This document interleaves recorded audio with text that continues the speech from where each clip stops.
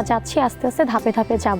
তো অডিশনে আসার পর আমি খুব লাকি ছিলাম যে আমার অনেক অপেক্ষা করতে হয়নি। আসসালামু আলাইকুম। কি পড়ে আসছেন? দুঃখ আর দুঃখ আর ভালোবাসা। ভালোবাসা পাওয়া গেছে। দুঃখের একদম সব সাবানা সব আমাদের সেলাই মেশিন আনছেন সঙ্গে? না, তাহলে কিভাবে দুঃখ রাগ দুঃখ কিভাবে করবেন? তুমি জানো না, তুমি চলে যাওয়ার পর আমি কতটা অপেক্ষা করেছি।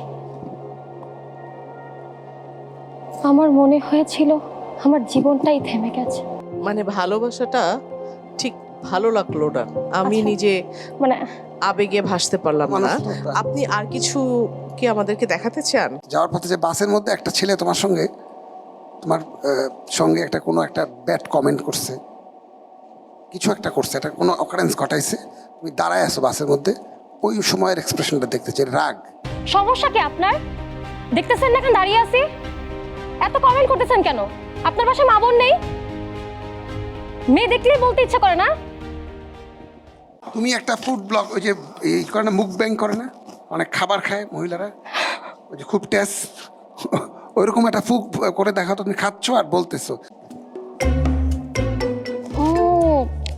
অনেক টেস্টি গাইস, অনেক টেস্টি, সিরিয়াসলি অনেক টেস্টি এটা। খাবারইটা রাখো মুখের মতো, অনেক খাবার তো।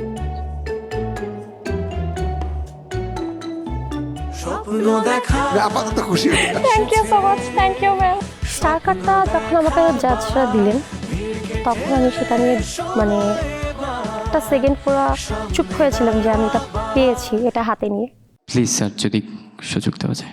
এটা সুযোগ দেওয়ার বিষয় না, আপনার নেওয়ার বিষয়।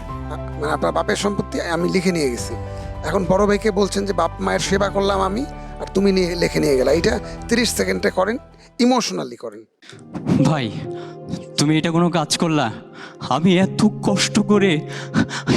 এত কষ্ট করে আমি সব কিছু আগলে রেখেছি, আমার বাবার দেখাশোনা করেছি, বৃদ্ধ মায়ের সেবা করেছি, আর তুমি একা সব ভোগ করতে চাইছো?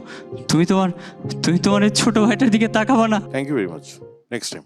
সেই ছোট্টবেলা থেকেই গান, তবলা, আবৃত্তি, চিত্রাঙ্কন এসব প্রতিযোগিতায় অংশগ্রহণ করতাম। আর সৃজনশীলতা ছাড়া এসব কিছুই সম্ভব না। আর একজন তারকা হতে হলে অবশ্যই এই সৃজনশীলতা, অধ্যবসায়, কঠোর পরিশ্রম এসবের কোনো বিকল্প নেই। আর এসব কিছুই আমার মাঝে আছে, আমি এটা বিশ্বাস করি। তাই আমি দীপ্ত স্টার হান্টে এসেছি। গিয়ে দেখি জাজরা বসে আছে, আমার সামনে ক্যামেরা, লাইট। আমি একটু নার্ভাস ছিলাম। আপনি কোনটা শিখে আসছেন স্কিলের মধ্যে? কোনটা? ভালোবাসা। ভালোবাসা। তুমি জানো আমি তোমার জন্য কতটা অপেক্ষা করেছি। তুমি যখন চলে গেলে আমার মনে হয়েছিল জীবনটা থেমে গেছে। মনে হয়েছিল কোথাও কোনো সবুজ নেই, কোথাও কোনো বৃষ্টি নেই। কবিতার বইগুলো হঠাৎ করেই কেমন যেন আগে আসেন, বলতে বলতে আগে আসেন। শুকিয়ে যাওয়া পাতার মতন উঠতে শিখে গিয়েছিল। দীপ্ত স্টার হান্ট পার্টিসিপেট করা অনেক স্ট্রাগল হয়েছে। সকাল থেকে অনেক কাজ করেছি, অনেক প্র্যাকটিস করেছি, স্ক্রিপ্ট দেখেছি। আর ওভারঅল ম্যানেজমেন্টে যারা ভাইয়া আপু আছেন সবাই অনেক হেল্পফুল ছিল। অবশেষে দীপ্ত স্টার হান্টের এই কার্ডটি পেয়েছি, যেটার জন্য আমার প্রত্যাশা ছিল হোপফুলি নেক্সট রাউন্ডে আরও ভালো কিছু হবে।